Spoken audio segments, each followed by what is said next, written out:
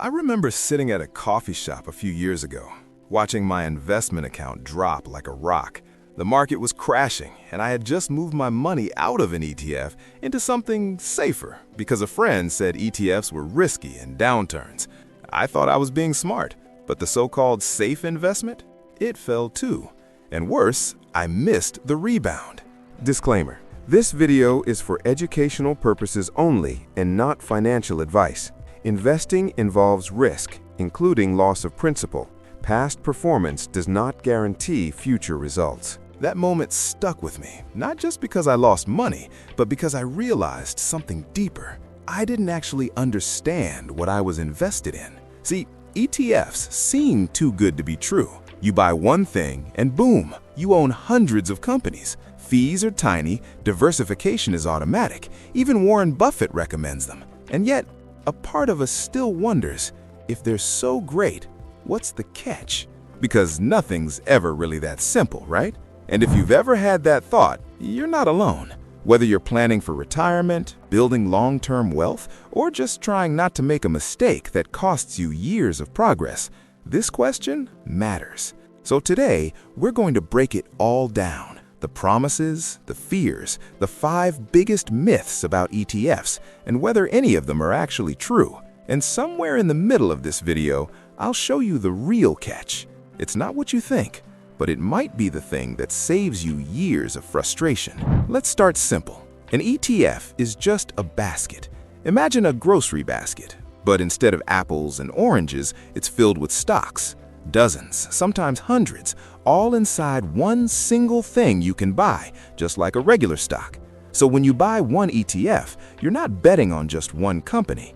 You're spreading your money across many. That's called diversification, and it's one of the smartest ways to reduce risk without needing to be a stock expert. And the other reason people love ETFs, they're cheap. No fancy managers, no high fees. You get broad exposure to the market for the cost of a cup of coffee per year. It's one of the few areas in life where you get more by paying less. And that's why ETFs have exploded in popularity over the past decade. They're simple, they're efficient, they let regular people invest like pros. But here's the thing, if they're so good, why do some people still say they're dangerous? Let's take that argument head on. Let's talk about one of the biggest fears people have. ETFs are dangerous in a crash. I've heard this one a lot, from news headlines, online forums, even from people sitting behind a big desk in a bank. The idea sounds logical. When the market goes up, ETFs are fine. But when things go south, you need the pros, someone who can steer the ship. But here's what really happens. During one market drop a few years back, I kept hearing how actively managed funds run by experts were better prepared. They had strategies to avoid losses. They were supposed to be smart enough to sidestep the pain. So I looked at the results. And you know what? They fell too. Some even fell more than the simple index ETFs. It turns out, in a crash, the whole market usually drops. Pros, amateurs, index funds, active funds, it's all part of the same storm. The only difference, active funds often charge more. So if the pros can't dodge the crash and ETFs fall just like everything else, what's the advantage? Simple. ETFs don't pretend to have a crystal ball. They don't try to time the market, they just stay invested and ride it out. And over time, that approach has worked better than most attempts to outsmart the system. So that myth that ETFs are more dangerous in crashes, it's not true.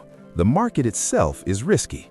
Trying to dodge that risk often leads to even worse outcomes.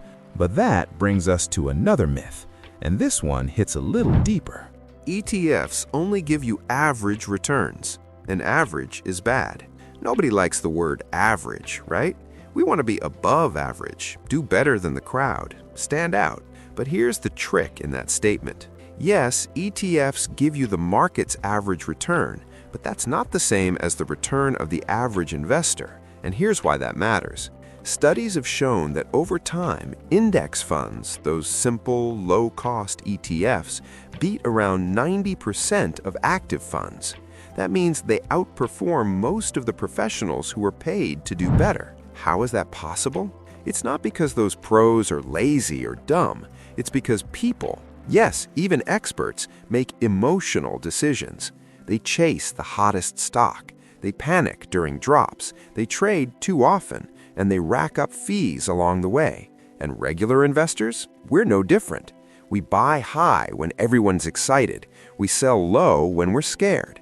We try to time things, and we end up underperforming the very market we're trying to beat. So average market returns actually put you ahead of most investors. But there's something even weirder going on in the stock market, something that makes stock picking much harder than it looks. And I'll show you what that is next. Let me show you why picking stocks is harder than it looks. Imagine this. You have a pile of 100 wooden sticks standing on a table. Most of them are short, about the same size, but 5 of them are towering, way taller than the rest. Now, if I asked you to grab just a few sticks from the pile without knowing which ones are the tall ones, what are the chances you end up with the giants? Pretty low, right? That's how the stock market works. Most companies in the market don't do anything amazing. Some just keep moving sideways. Some go up a bit. Many even lose value over time. But there's always a tiny handful, the Googles, the Amazons, the Nvidias, that grow like crazy and pull the average return of the whole market up. Those few big winners, they're the reason the market looks so strong over time. So here's the problem. If you try to pick your own stocks, you have to guess who those rare winners are before everyone else figures it out. That's really hard. Even professionals miss them. And if you don't get those big winners in your portfolio, you're likely to underperform the market. That's the secret most people don't see. The stock market's average return is carried by a few big names. So unless you're one of the lucky few who picked the giants early, you're probably better off owning all the sticks in the pile, even the short ones. And that's what ETFs do. They don't guess who's going to win. They just own the whole field and let the winners carry the team. But this raises a fair question. If ETFs play it safe like that, can they ever really make you rich fast? Let's explore that next. Let's be honest here. ETFs won't make you rich overnight. They're not built for that. If you're hoping to turn $10,000 into $100,000 in a few years, ETFs probably aren't your ticket. They won't 10x like some hot tech stock, and they're not supposed to. ETFs are designed for something else, steady, long-term wealth. And honestly, that's what most people actually need. Sure, we all dream of hitting that one big stock that goes to the moon, but in real life, that almost never happens. Here's one stat that puts it into perspective. Over the last 90 years in the US stock market, just 83 stocks out of 26,000 created half of all investor wealth. Let that sink in. Most stocks don't make anyone rich. Only a tiny number become the giants that move the whole market. So unless you can spot one of those rare winners early and hold on through the roller coaster, you're gambling more than investing. For most people, the smarter move is to think like an accumulator, someone who wants to build wealth over time, stay in the game, and avoid big mistakes. Because with ETFs, you may not go to the moon, but you also won't crash and burn trying to guess the next rocket. Still, some people worry ETFs are causing bigger problems. Like, what if ETFs are actually hurting the market? Let's unpack that next. Some critics say ETFs are breaking the stock market. Here's the idea.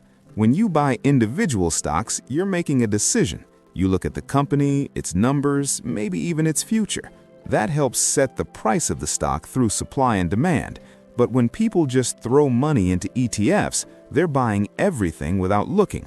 So who's making sure stocks are fairly priced? It's a valid question, but let's look at the bigger picture. First, not everyone is buying ETFs. That's not how humans work. At the end of 2023, passive funds, including ETFs, only made up about 18% of the total US stock market. The rest still run by active investors, day traders, fund managers, and even meme stock hunters. Which brings us to another point. Just because someone is active doesn't mean they're helping the market. Remember GameStop or Bed Bath & Beyond? Those price swings weren't caused by passive ETFs. They were caused by active traders chasing hype. So yes, the market does need people making decisions, but it also needs stability, and that's what ETFs offer. Still, there's one more fear floating around out there. Not that ETFs are breaking the market, but that they're blowing it up. Let's take a look at that next. Now let's talk about the big one. ETFs are creating a bubble. This idea shows up every time the market hits a new high. People say, too much money is going into ETFs, it's pushing prices up, it's not real growth. There are two parts to this fear, so let's break it down. First, do ETFs push the entire market up? Not really. It's not the ETF doing anything magical, it's the money going into the market that matters. If more people invest, whether through ETFs, mutual funds, or picking stocks, prices go up. That's just supply and demand. So blaming ETFs is like blaming the car for traffic. It's just the vehicle people are using. Second, do ETFs push the biggest companies even more? This one's a little more real. Most index ETFs are market cap weighted. That means the bigger the company, the more space it takes up in the fund. So when money flows into an ETF like the S&P 500, more of it goes into giants like Apple, Microsoft, or Nvidia. Over time, this has made the index more concentrated. Here's a quick stat. In 2005, the top 20 companies made up 29% of the S&P 500. Today, they make up almost 49%. That's a big shift, and it means your diversified ETF might be more tied to a few tech giants than you think. But again, this isn't a reason to avoid ETFs. It's a reason to diversify within your ETFs. You can include global funds, small cap funds, even equal weight ETFs that give more balance. So yes, there's some truth to the bubble fear, but the fix is easy.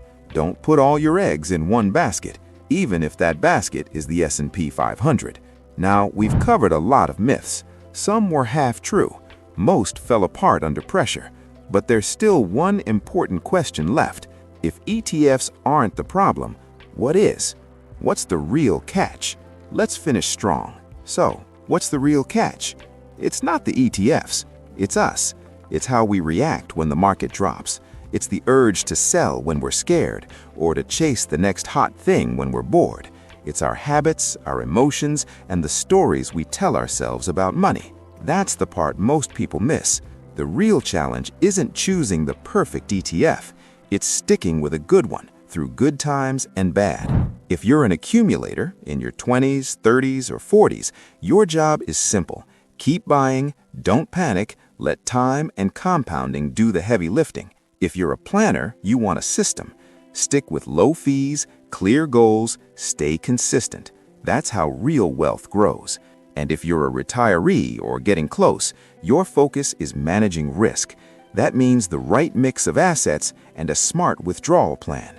Not hype, not guesses. So the next time someone says ETFs are too good to be true, remember, they're not magic, but they work if you do. And I'd love to hear from you. Which myth about ETFs scared you the most, and why? Drop it in the comments. I'll read them, and maybe we'll build a future video around your question. If this helped clear things up, give it a like, share it with a friend, and subscribe for more calm, clear investing talk without the noise. And I'll see you in the next one.